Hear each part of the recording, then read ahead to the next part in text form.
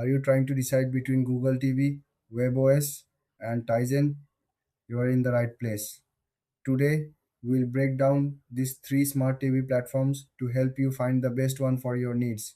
All three platforms aim to enhance your viewing experience. They offer access to streaming services, apps, and smart features, but they each have their own style and strengths. Let's start with Google TV. It's built on Android and offers a user-friendly interface. You get personalized recommendation based on your viewing habits. It integrates well with Google services, making it easy to control your smart home devices.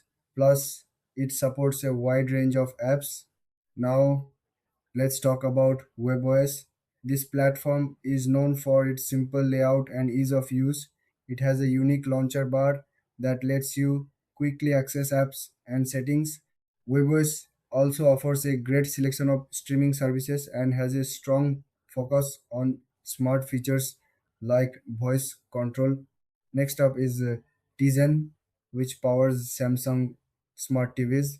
Tizen is known for its fast performance and smooth navigation.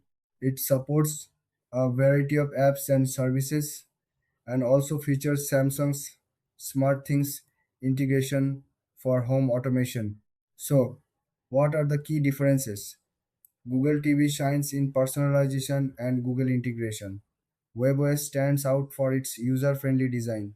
Tizen offers robust performance and excellent compatibility with Samsung devices. When it comes to features, all three platforms support major streaming services.